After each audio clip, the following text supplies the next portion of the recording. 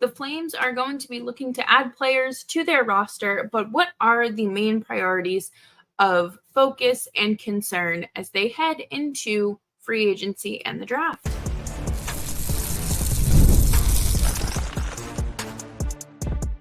You're Locked On Flames, your daily podcast on the Calgary Flames, part of the Locked On Podcast Network, your team every day. Hello, everybody, and welcome to today's episode of Locked On Flames. As always, I am your host, Jess Belmosto, and thank you so much for joining me here today. Today's episode is brought to you by FanDuel. Make every moment more. As playoffs wind down, the sport stops sporting like we want them to. But this summer, FanDuel is hooking up all customers with a boost or a bonus daily. That's right. There's something for everyone every day, all summer long. Visit FanDuel.com/lockedon to get started. Well, today we are going to be talking about what makes up the team and what we need to really focus on and what we should be drawing our attention to as we look towards the future. And not necessarily just for an immediate fix this season, because we know there's a long-term plan, but also being smart about it and what you might want to get out of this year. And before we do all that, though, please make sure you're subscribed to Locked On Flames wherever you're getting your podcasts, as well as YouTube. We are here for you Monday through Friday, 5 days a week, your team every day. Before we get into that, I just want to say congratulations to Matthew Tkachuk and Sam Bennett for winning the Stanley Cup. Kudos to them. And Matthew Tkachuk's shout out to Calgary fans. I thought that was really nice. But back to the Flames. Immediately, when you think of what's wrong with the Flames, I immediately jump into three things: the special teams, the defense, and the offense. So everything. Like, when you break it down like that, it really does feel like everything. And I think this is one of those situations where, we know this isn't going to be fixed overnight. And we know that, July 1st isn't going to roll around and the Flames aren't going to make a splash. No one's signing Steven Stamkos, and the Flames aren't going to be trading for Mitch Marner, because they have a ways to go before they are able to make those sorts of commitments and bring in talented players like that again. Because we've seen what happens when you have talented players and you don't set them up for success and just think you're building around them, but you're not. Matthew Tkachuk. Forever. But let's talk about special teams. The penalty kill and power play are two very obviously important aspects of the game, and you need to be good at both. You can be average even, average is average for a reason. And I was looking at the stats, and the Flames power play was a 17.9%, which ranked them the seventh worst team in the league. Everyone was excited for Marc Savard to come in and potentially repair it and do something. Wasn't his fault that the Flames didn't have the right mix of players or anything to really assemble a consistent power play. I think they were missing a lot, and Rasmus Anderson was not himself. I will say that.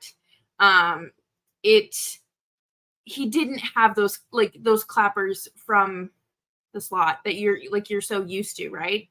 And there was so much hesitation and too much thinking going on with the Flames power play. I will say that. It was evident. And there were stretches where they were going 0 for 20. And I think at one point, it was pushing 35. And that's not good. You need to find a way to generate offense. Nazem Kadri had 10 power play goals this season, which is pretty decent, I would say. And then right behind him was Sharon Govich with 6. I looked at Florida Panthers just for giggles, and Sam Reinhart had 28 power play goals, and then the next player had, I think, 8. So, I mean, obviously that is a ginormous discrepancy there, but you obviously need to generate more than just 16 goals between your leaders, right? The Flames just could not get it together last year. We saw it. It was bad. I was also looking at San Jose's power play because JD Young from Locked On Sharks talks about it all the time and how their power play is actually pretty good for the pieces that they have. And the Sharks had a 21% power play last year. That's around average. That's pretty decent. And it's possible for the Flames to climb out of this struggle and to climb out of this bottom feeder world on the power play. You got to get up there. And you're going to start to see more, I think, within the next season or two. I think Kuzmenko really, once he was settled in, not even his first game he scored on the power play. Him on the power play, you get Sharon Govich going. I think, again, a player like Jake DeBrusk would be great for the power play. You need someone that can shoot, but also like be that net front presence. And on the other end, you have your penalty kill. And the penalty kill was once my pride and joy. It was like I was running the penalty kill. I was so proud of how well they did.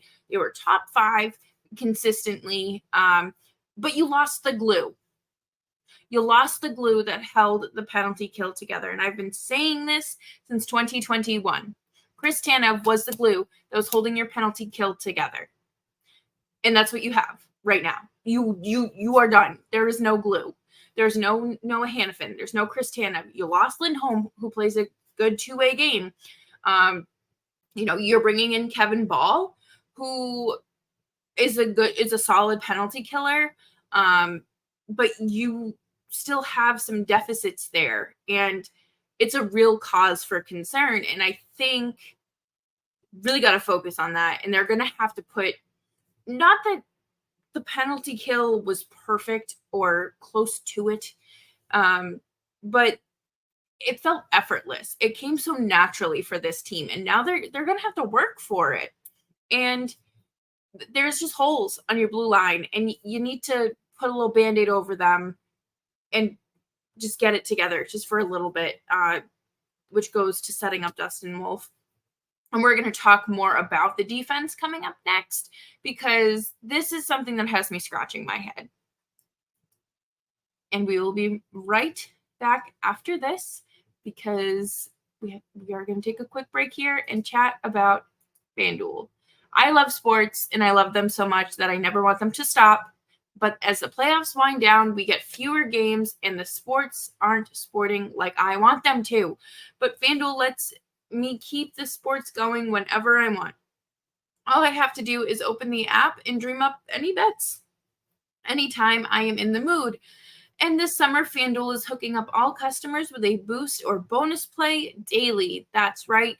There's something for everyone every day, all summer long. So head over to FanDuel.com/lockedon and start making the most out of your summer.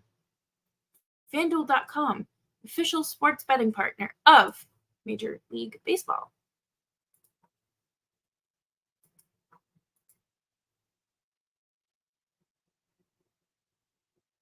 Thank you, everyone, so much for hanging out with me today and making Locked On Flames part of your day. It is greatly appreciated that you're hanging around and tuning in wherever you may be, and just making Locked On Flames part of your day. What do we do? I say we, as if I am in the Situation Room with all of you and Craig Conroy and Ryan Huska. We're going to fix this. No, we can't. And, so far, Kevin Ball has been the biggest add to your blue line. that's cool and everything, I have come around on Kevin Ball since the original, the day of the trade. So I like that he is, a true defenseman. I think that that's really what the Flames need. He's big. It's going to help make up for the absence of Chris Tanev.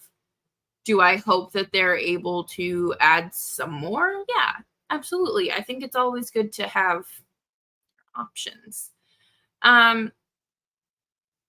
Your defense isn't going to be perfect, regardless of what kind of team you assemble. If you are a Stanley Cup contender, Stanley Cup champion, or the first overall pick, right? There, you are going to need to take the time to figure out the style that you are going for and what matters to you on the back end. Right now, you have Mackenzie Weegar and Rasmus Anderson holding down that top pairing. And then you're going to hopefully have Shillington back. And, that third pairing, Kevin Ball and, Pahal. I can't believe I blanked on his name. But there's going to be some fluctuation here and some substitution. I don't think that the Flames bring back Dennis Gilbert. I think that they could just promote someone or maybe sign. If he does sign, I would say probably a 1 or 2 year deal. I don't see anything happening really there. But again, that's just my opinion. I think Dennis Gilbert's a good dude. Pretty cool guy. But it's going to take time to replace what you lost because you don't find Chris Tanevs around the league anymore. That used to be the way defenders played. They risked their life, basically, every time they put themselves in front of the puck. And the game doesn't necessarily, quote unquote, require you to be that kind of defenseman. There obviously has been an increase in production, and people want to see defensemen who can score, which, I mean, I would like anyone on my team to be able to score, but I'm also not going to rely on someone like a Chris Tanev to put up multiple goals a season, like a double-digit goal. I don't expect that at all. So I think the Flames can't just go out there and be like, well, this one plays a similar style. We can just get him, because chances are if they play a game like Chris Tanev, they're signed long-term and they're not hitting the market, or, they're an RFA and you might be able to lock them up for a little bit longer. Or they just don't exist. I think that Ball comes, it's a sliding scale. From what I've heard, he really is a true shutdown defenseman, and I would like to see that myself. You can go back and watch clips from New Jersey if you want, but I want to see how he does in Calgary before writing him off. I think, obviously you are playing an entirely different game in front of different goaltender, in front of different, with a different defensive pair or partner. There's a lot of what are those called? Variables that go into creating a successful environment. And I want to see what Ball brings to the table. The biggest thing here is what I think, without adding any more players, without calling anyone up, Rasmus Anderson having a full, healthy offseason is going to do him some good. Obviously, last year, we remember he had that awful car accident in Detroit, late winter, early spring, really impacted him. He was not right when he came back. Probably should have missed the rest of the season. But the Flames were still kind of hanging on and hoping they made the playoffs. So he came back, and you're not healthy, and you're not 100% if you are, hit by a car to the point where the doctor is like worried that because you're going in and out of consciousness, like you're not just gonna bounce back the next day and be like, okay, like I just need like 3 games off, I'll be good to go next week. Like that's not how this works. And I hope with that behind him and this last year of him not playing his best, he has a fire lit under him again. I hope that we do get to see Rasmus Anderson that we've seen in the past. Like I talked about earlier, I want to see him ripping those shots. I want to see that because there were a number of times this past season where I'm like, he's going to shoot.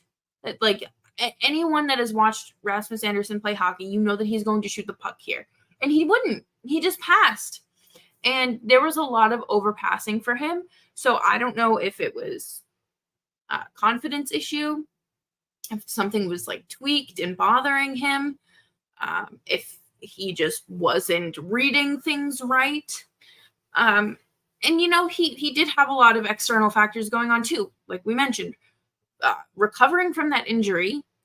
And then his wife was pregnant all season. So I'm sure just like Markstrom having a tough year and then kind of getting back in the swing of things after the baby's born, like there's a lot that goes into it. And I am hopeful that a full 4 or 5 months rest without strenuous hockey, time off, relaxing with family and friends, gets him re-energized and throws him back into like the Rasmus Anderson that we know.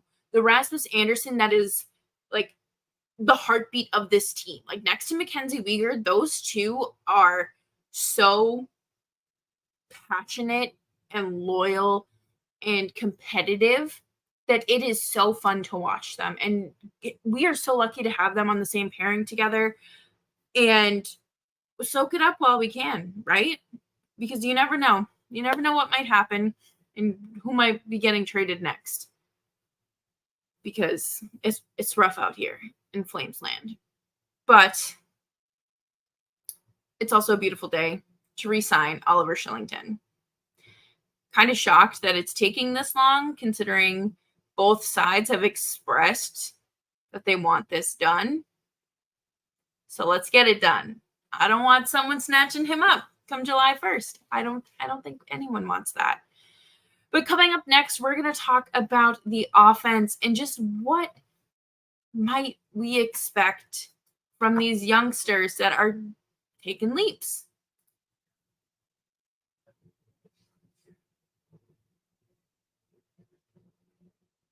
Thank you, everyone, for hanging out with me today on Locked On Flames.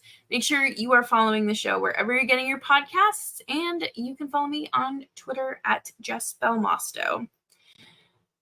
Fixing the offense. This is just where I have to shrug because I don't know.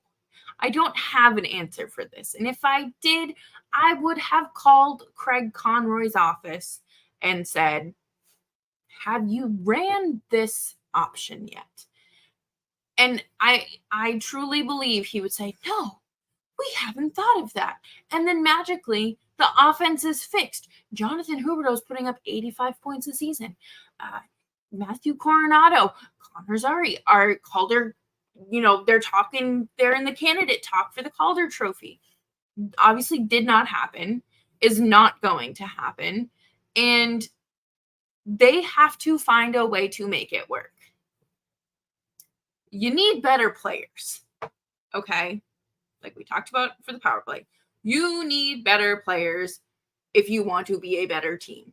The Flames are replenishing what they have, their crops, their bean sprouts, their Coronado, their Zary, their Pospisil, their Pelletier, their Dustin Wolf, like they're little bean sprouts. They're growing. They've made that next step. And now it's time to kind of continue to plant those and make them the best bean sprout they can be. So they turn into a great beanstalk and are great NHLers and draw talented players to Calgary. Please. But that's a lot of expectation to have after your first year as a full-time NHLer. I think that Matthew Coronado needs to really, like, I want him to take this next step so badly, but I don't know if he starts the season rather in Calgary. I don't necessarily think so. Mainly because I think they're gonna do some stuff on July 1st that might take away a spot temporarily from a player, or whatever the case may be. Like, he's going to see time in the NHL, but it might not be opening night. Or it could be, and then he's gone in a week. Whatever the case may be. And I think that Pelletier, it's a similar situation with Pelletier. I think that the injury that he suffered last season really set him back. I think that again, took another season from him. And that's not his fault. He's not the one that got boarded, or he's not the one that boarded someone in Seattle and destroyed what was their highly anticipated rookie season. And, it's tough because he's not like a 23-year-old. He's older. So he's a UFA next summer. I don't think the Flames re-sign him if he doesn't have like a true solid good year. And that's tough because he's one guy you have just wanted to succeed, and it just hasn't happened yet. I think it's a matter of him having consistent time in the NHL and having, I think, him and Huberdeau. I think that French connection. I think that those two have a very special bond, and that chemistry has bled over onto the ice as well. We've seen it. And I hope that we are able to see that this season, because it would be nice to see Pelletier, obviously, with the big club. But then it would also be great to be getting a little bit more value for Jonathan Huberdeau's contract. Like 15 more points, bud. Give us something. 70. I said 75 would be great. I'm lowering the bar to 70. If we can get there this year, we might be good. But those are the players you're hoping step up, right? Not even step up, but they're able to find success and sustain it. Zari and Pospisil. They don't call it the sophomore slump for nothing. They might be poised for a little bit of regression. That happens, I think that it's natural. And I hope that Audrey is still working with them, at least to start the season, and to kind of, if they separate them again, if, they put Zari at center, those training wheels are off. So it's going to be interesting to see how they delve up the lines, and do they move Zari to center and, make some real changes. I'm very intrigued to see what that might look like. And maybe probably a week, by next Friday, after, if the Flames do anything on July 1st and, through the week, I'll do a little mock-up, what might the lines look like? What might the opening night lineup look like? I hope Kadri has another great year. He had a fantastic season, and I really, really love what Zari, Kadri, and Pospisil were able to create this season, it was like one of the most fun lines to watch. They were consistently generating offense, consistently doing the right things. And when they made mistakes, they weren't benched. They weren't anything.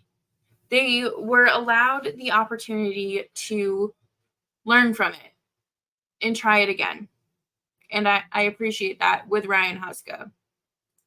Mackenzie Weegar, I don't expect him to have another crazy offensive year, but it would be nice if him and Rasmus Anderson could, do a little something together. That'd be cool. Obviously it's not like the Flames have a Cale Makar or a Roman Josi or a Quinn Hughes where they're constantly, able to rely on them for 100 points a season, whatever the case may be. The Flames have to get a little bit creative there and got to manage those expectations. But I do think that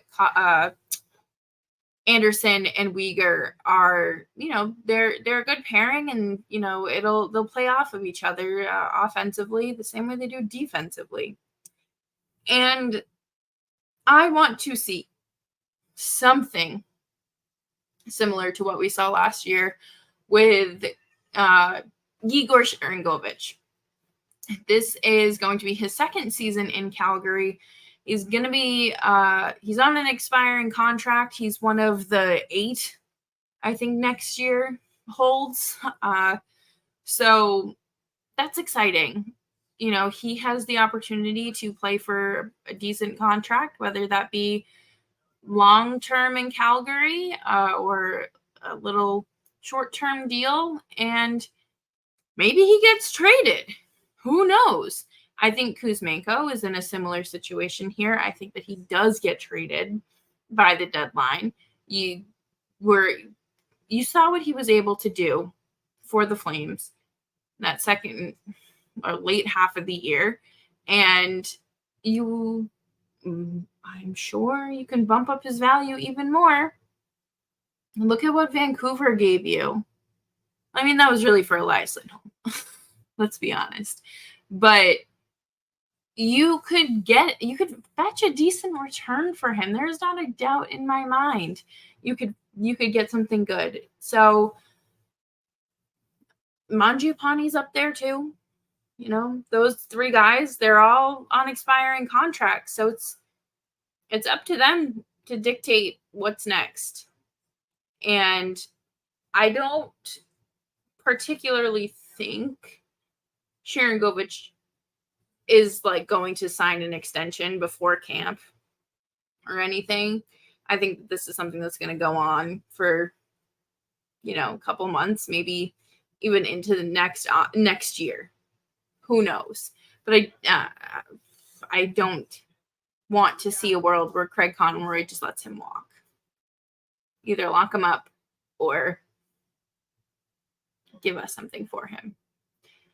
Coming up later this week on Locked On Flames, we are going to be talking draft prospects, draft reactions, and more here on Locked On Flames. But that will do it for me here today.